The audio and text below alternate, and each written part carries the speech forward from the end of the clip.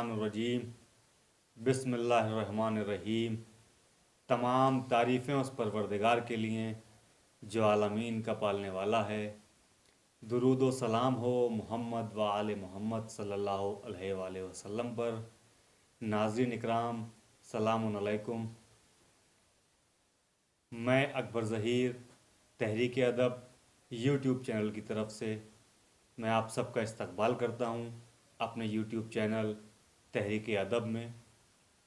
हमारे साथ यहाँ स्टूडियो में मौजूद हैं आली जनाब मौलाना सैयद शबाब वास्ती साहब, जो हमें बताएंगे हज़रत मुख्तार अलैहिस्सलाम के बारे में कि उन्होंने इंतकाम खून हुसैन लेने के लिए क्या क्या किया और उनके क्या क्या और कारनामे रहे, उनका ख़ानदान बनी हाशिम से क्या ताल्लुक़ है, क्या रिश्ता है। आइए चलिए बात करते हैं आली कद्र इज़्ज़त मुआब जनाब मौलाना शबाब वास्ती साहब से। सलाम अलैकुम। अलैकुम सलाम।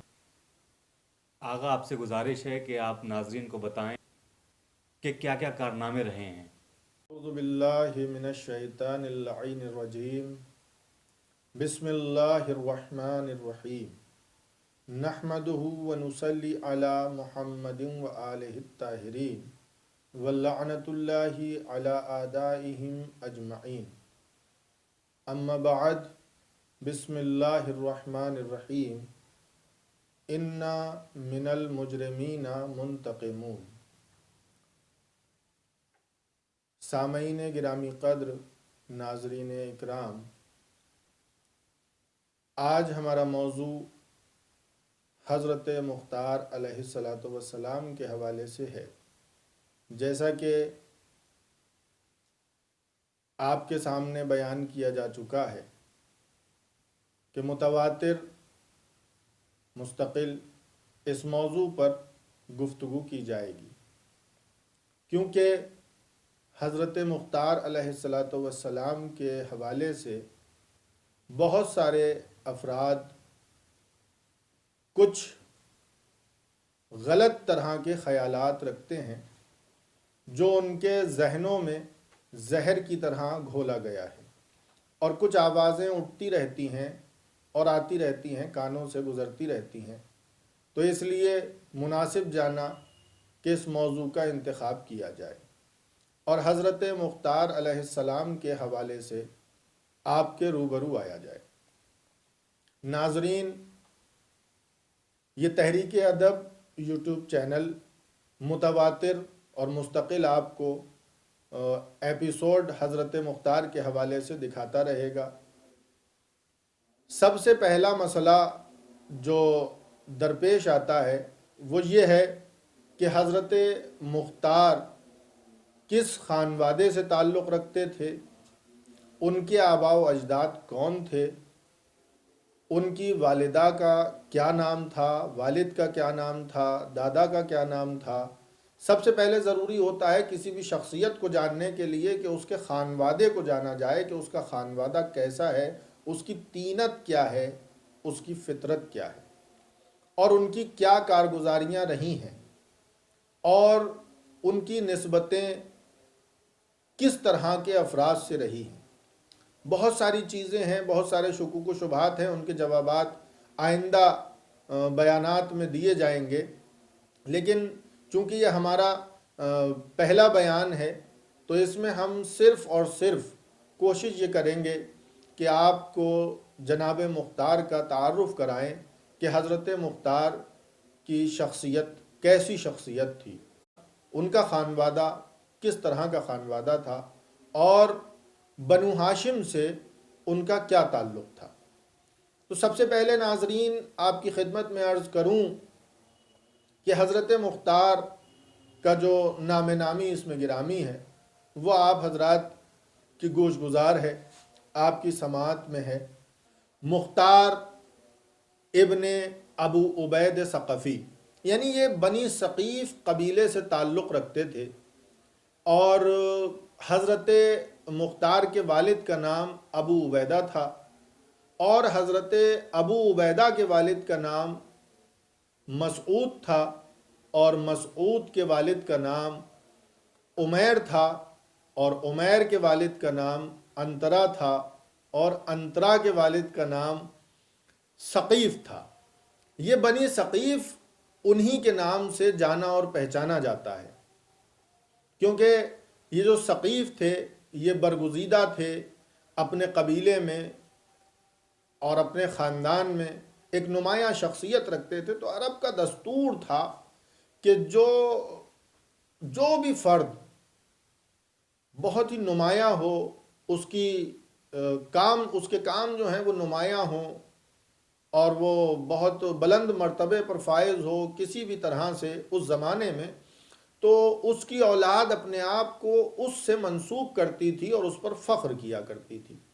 تو یہ جو ثقیف تھے، ان کی یہ بہت نمایاں شخصیت تھے، اور ان کی بڑی کارگزاریاں تھیں اپنے دور میں، تو اس لیے ان کی جو اولاد ہوئی وہ ان کے نام سے موسوم ہوئی۔ اور یہ جو ثقیف جو قبیلہ ہے وہ بنی حوازن قبیلے کی ایک شاخ ہے۔ بنی حوازن جو تھے وہ حضرت مضر کی اولاد میں تھے، اور حضرت مضر جو ہیں وہ حضرت اسماعیل کی اولاد میں سے ہیں۔ حضرت اسماعیل حضرت ابراہیم کے فرزند ہیں، اور بنی ہاشم جو ہیں، یعنی جو رسول خدا صلی اللہ علیہ وآلہ وسلم کا جو خاندان اور قبیلہ ہے جو بنی ہاشم کہلاتا ہے، وہ قبیلہ بھی بنی نظر سے ہے، یعنی کہ نظر اور مضر کی اولاد ہے۔ اصل میں حضرت مضر جو اجداد پیغمبر میں ہیں، ان کے دو فرزند ہیں، ایک کا نام الیاس ہے اور ایک کا نام قیس ہے۔ تو ایک بھائی کی اولاد میں بنی ہاشم ہیں، اور ایک بھائی کی اولاد میں بنو حوازن ہے، یعنی کہ بنی ثقیف بھی اسی میں ہے، کہ ایک طرح سے ان کا جو قبیلہ ہے وہ کئی پشت اوپر جا کر کے، یعنی کہ رسول اللہ سے لے کر کے اور حضرت مضر تک، اور ادھر بنو حوازن، ان کا قبیلہ جو ہے وہ 19 اور 20 پشت اوپر جا کر کے دونوں کے جد ایک ہیں، یعنی کہ رسول اللہ کے جد بھی حضرت مضر ہیں، اور حضرت مختار کے جد بھی حضرت مضر ہیں، جو حضرت اسماعیل علیہ السلام کی اولاد میں ہیں۔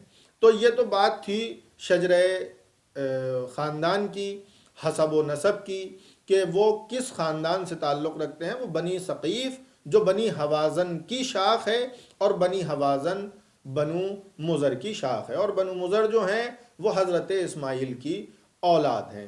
اچھا، اگر یہ بات آپ کے اذہان عالیہ تک پہنچ چکی ہے تو میں آگے عرض کروں کہ حضرت مختار کی جو والدہ ہیں ان کا نام دوما ہے۔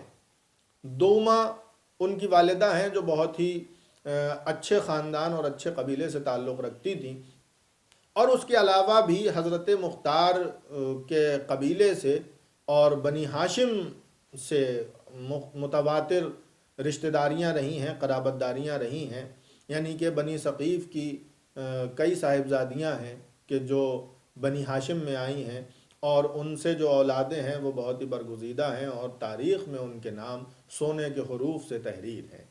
تو ناظرین گرامی، حضرت مختار کے حوالے سے گفتگو ہو رہی ہے، یہ تو ان کے خاندان کا بیک گراؤنڈ تھا، ان کے بارے میں جاننا تھا کہ وہ کس خاندان سے تھے، تو میں نے آپ کی خدمت میں عرض کر دیا کہ وہ بنو ثقیف سے تھے، اسی لیے ان کو مختار بن ابو عبید ثقفی کہا جاتا ہے، یعنی ثقفی ان کا بنی ثقیف سے ہیں اس لیے انہیں ثقفی کہا جاتا ہے۔ اور ابو عبیدہ ان کے والد تھے جو رسول اللہ کے صحابی تھے اور مولائے کائنات کے بھی صحابی تھے، اور خود حضرت مختار جو ہیں وہ تابعی ہیں، اور اگر ان کو اصحاب رسالت مآب میں شمار کیا جائے تو یہ غلط نہ ہوگا، اور اصحاب امیر المومنین میں تو وہ یقیناً ہیں، چونکہ ایک اپنی زندگی کا ایک بڑا عرصہ انہوں نے امیر المومنین کے ہمراہ گزارا ہے، اور ان کی جو پیدائش ہے، جو ولادت ہے، وہ سن 1 ہجری ہے، یعنی کہ جس سال رسول اللہ صلی اللہ علیہ وآلہ وسلم مکہ مکرمہ سے ہجرت کر کے مدینہ منورہ تشریف لائے، اسی سال حضرت مختار کی ولادت ہوئی اور پیدائش ہوئی۔ تو یہ سن 1 ہجری ہے کہ جس میں حضرت مختار اس دنیا میں تشریف لائے۔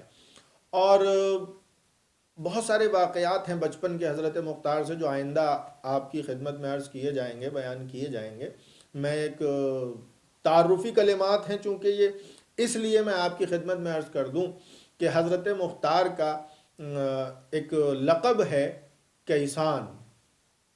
کیسان ان کو کہا جاتا تھا، کیسان، اس میں جو حروف ہیں کاف یہ سین الف نون، کیسان۔